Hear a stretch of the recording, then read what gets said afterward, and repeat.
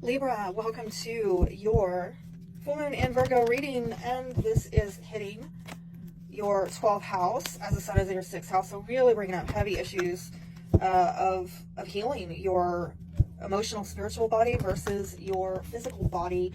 Might want to go check out the Aries reading because they're your opposite and they're getting the same houses triggered, just opposite, right? So, and it's a very deeply Virgoan Pisces vibe, right? Even with the sun in Pisces, the moon in Virgo, and it's the way it's hitting your houses, 6th house is very Virgoan, 12th very Piscean.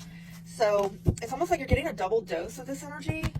Very heavy emphasis on you doing healing work right now, and particularly for you releasing anything having to do with self-sabotage. 12th house. I know a lot of you, it's the past. Oh my gosh, I could say so much about that. I've had the North Node in my 12th house for the last year and a half. But y'all are dealing with a lot of heavy stuff, and some of y'all have commented, and my heart goes out to y'all with the South Node right now in Libra. Okay, not easy stuff. You're having to release and purge a lot of things having to do with yourself. But this particular lunar energy is bringing up stuff over the last 6 months. Hopefully, you're completing something that you started around mid-September having to do with these 12th house matters of spiritual, emotional healing, having to do with the past, hidden enemies, self-sabotage. My gosh, you just go on and on. By the way, really pay attention to your dream activity during this time, because I just could see, and I should have said that to Aries, like, my gosh, you're going to be getting a lot of downloads spiritually, some heavy spiritual energy on you, and I can see it coming up in your dream activity where you could be getting some spiritual downloads. So let's see what the energy is for you. Oh my. Fog, veiled. Well, that's so 12th house Piscean, is it not? It's like a mist, a vapor. Do you see it clearly? And by the way, as your fellow air sign Aquarius recently in the new moon in Aquarius readings, we got that type of same card that came out in the overarching. It was from a different deck, but it was saying fogged in. So, hey, I'm with you. I feel it. I don't know what is going on with, us air signs where there's something about seeing clearly or seeing the truth of something. But I'm hearing the fog is going to lift. You got some bonus cards here just coming out. There it is. There you are. Aquarius, Libra, Gemini. And I think you're working, or you're being asked to work on becoming more intentional in what direction you want to take the lead on with your life.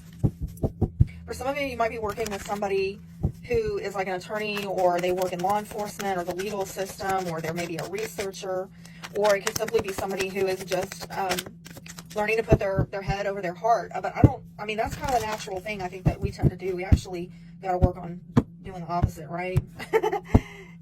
We got to work on letting the heart roll. But for some of you, perhaps a fire sign is relevant, Aries, Leo, Sagittarius. I'm going to see where that goes. But it looks like maybe matters of abundance and growth and self-sufficiency with the Nine of Pentacles might be relevant. That's also very Virgoan energy, might I say. So is there an issue here of some of you being single or just independent, some of you having security within yourself, having your work and efforts rewarded? That needs to get healed.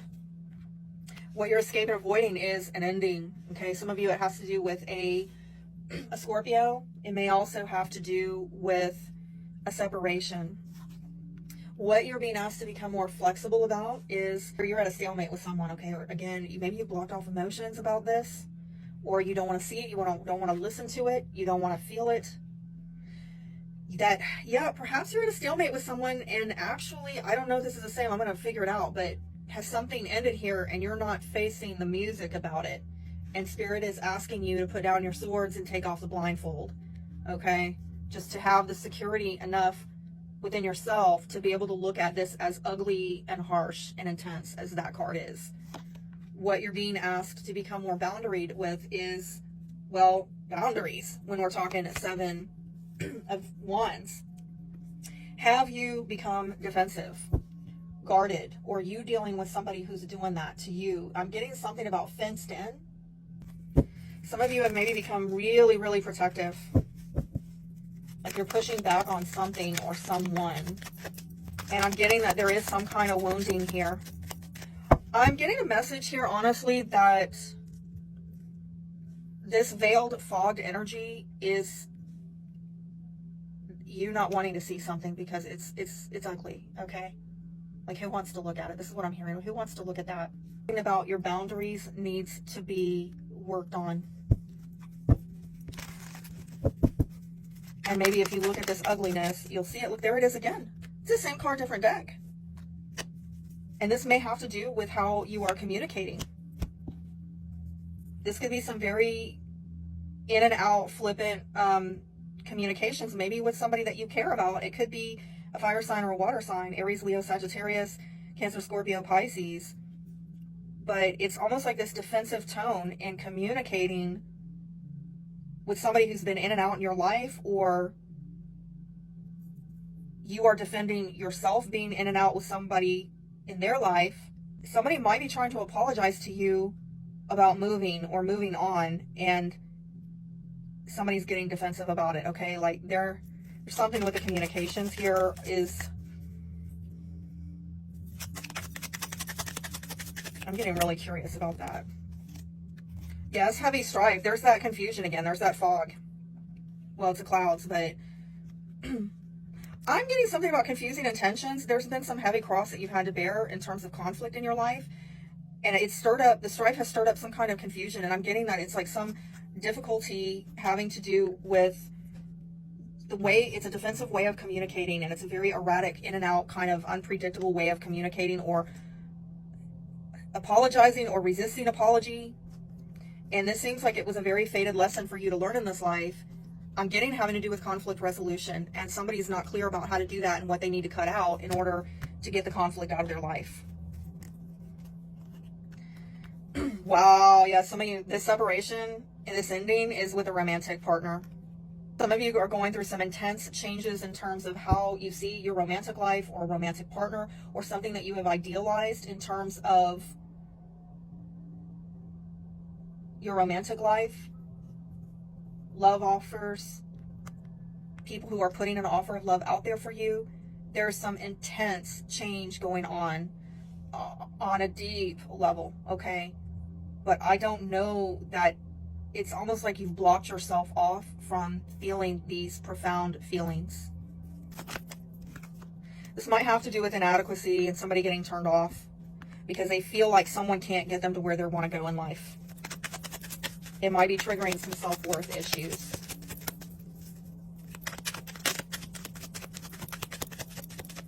I'm getting like it's really painful, and that's why somebody's blocked off.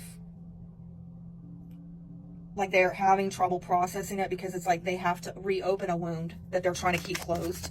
Seeing somebody cleaning a wound, literally like unwrapping and disinfecting and rewrapping a wound. And it's painful. And they just don't, they'd rather just let it sit there and not fester and not clean the wound. That's rough. Again, I'm getting more about communicating in a very intentional way. That's your energy. Communicating from this position of I'm secure within myself. I know my own worth. I don't need you to validate me in order to feel like I'm adequate or sufficient enough. Some of you may need to inquire about getting some kind of advisor in your life about how to heal this issue so that you can get your confidence back and be more bold. Because some of you, this might have to do with a fire sign from your past. It might be a child or someone from your childhood or something from your past, 12th house, that is bringing up these issues of confidence within yourself. And honestly, it might have you cut off from having more passion and warmth in your life, because this is looking pretty cold here, I ain't gonna lie. The advice? Chameleon spirit, act as if. And squirrel spirit, believe in yourself. Oh my gosh, there it is. Y'all need to do some past life healing. And I'm not necessarily talking about your south node, although you might want to look into that, your natal south node. But more I'm talking about over the last 6 months. And yes, issues maybe even going back into your childhood. I'm hearing natal 4th house placements for some of you, where you need to come from a more secure, non-defensive, open place that no matter what people say or do, they're not going to be able to rock your boat. You're going to be able to act as if you are enough. I hope this helps. Be blessed.